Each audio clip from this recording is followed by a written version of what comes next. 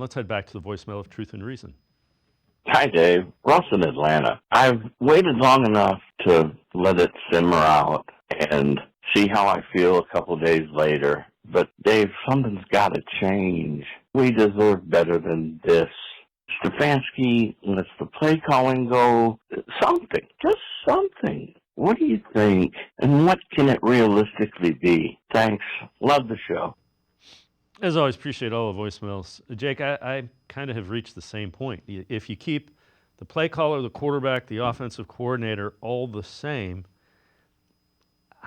how you change? You have to change something in that dynamic offensively, or I'm guessing you're going to get the same results.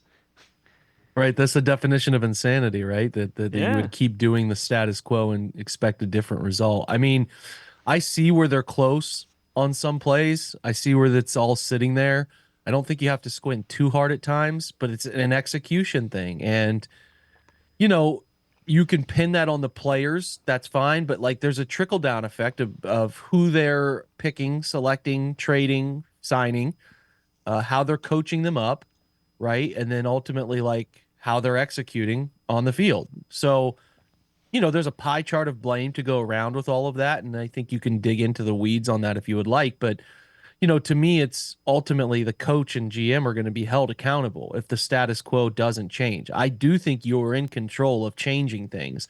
I think you could take Watson out for a week or two and like let Jameis Winston play and see if it sparks anything, or let Dorian Thompson-Robinson play, see if a different quarterback play style sparks anything. I don't think that's a dumb thing to do if your team was in urgent mode to fix what is going on, right? Like you should be acting with some urgency. If you think Ken Dorsey's style, which they are running a lot of Ken Dorsey's style here, is the best thing to do for your offense, why not let him call the plays then? Why not let him be the voice in the quarterback's ear? Why not take yourself out of the picture if you're Kevin Stefanski from a public standpoint, right? I don't think that Ken is just in silence mode on the sideline. I certainly think Kevin is asking for suggestions from Ken, and probably I could remove the word probably there. I think it is a dual play calling scenario, but I do believe that giving Ken full autonomy, putting him up in the box, saying do what you've done in other places, call it from up there, and you can talk to the quarterback, like that is something that I would be considering if they were to revert to what Kevin has traditionally done and what a larger part of this roster has traditionally done, from some of their downfield pass approach to some of their traditional run game stuff. Get back to what Kevin has done, less of Ken, less RPOs, less split formation stuff, and get back to more of what Kevin has done. That would also be fine. But I am like you, and I have a hard time stomaching listening to the conversations from the head coach who thinks they're close. They just need to play better. They need to coach better, and just presuming that they're going to solve this by keeping the foot on the pedal and ignoring all of the noise going on around them. That to me is just, it's such a failed way to look at this. And if they continue to do the same thing over the next 3 weeks or so before the bye, that is where it could push to 1, 2, and 7 to whatever those numbers are for a record.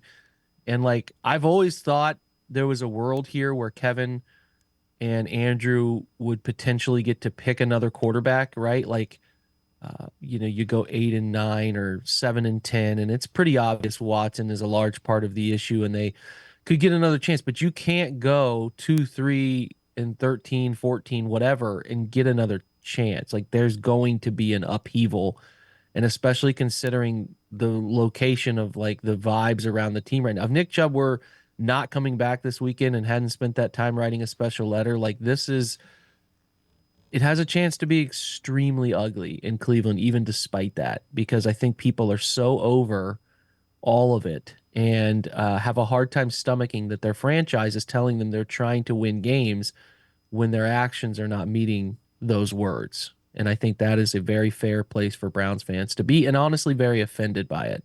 Yeah, and the fan base is angry. We hear it all the time, and you know what? I have defended the general manager, the head coach, even the quarterback up until recently. I can't defend any of that. I was one of the guys that said I don't think you can go away from Deshaun Watson.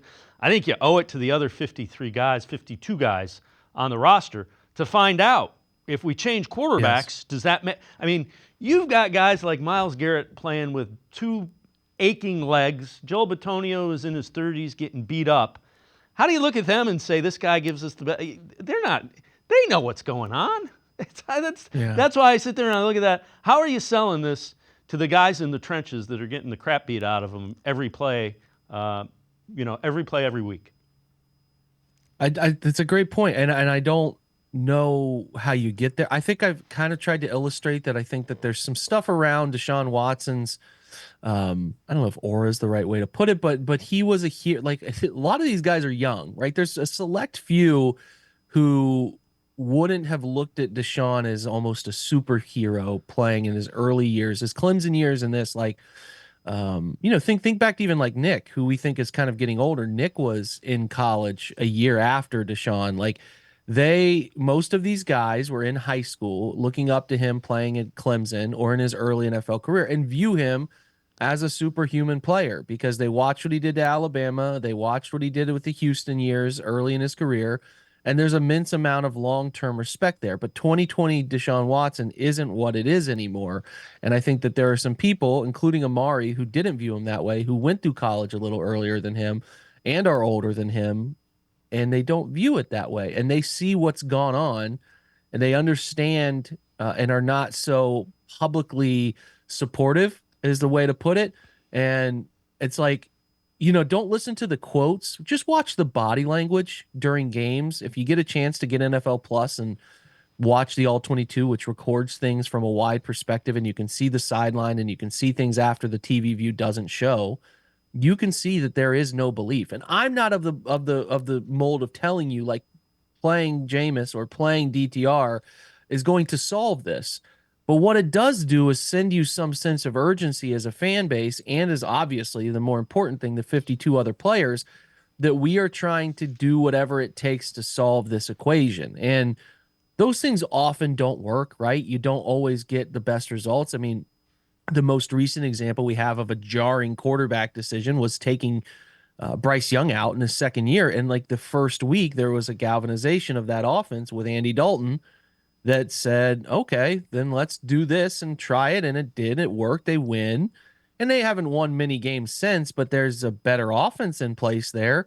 And I just think that at some point, guys start to sniff it out. They can tell when they're DOA because they don't have the belief in what they're doing play calling wise because the quarterback or the importantly the offense can't execute it, and then ultimately it turns into like, oh, our quarterback is pretty average, he's not going to get us out of these situations, he's not going to be a creator, he's not going to find solutions to our problem, right? A scheme can give you a solution, it can provide an open player, it can do many things, but there are the best at the position are the guys who come up with a different answer if need be. They have answers to the test that no one else does.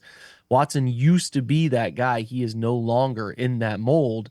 And then you start to just have a trickle down effect of a lack of belief inside the huddle. And I think that's where they're at.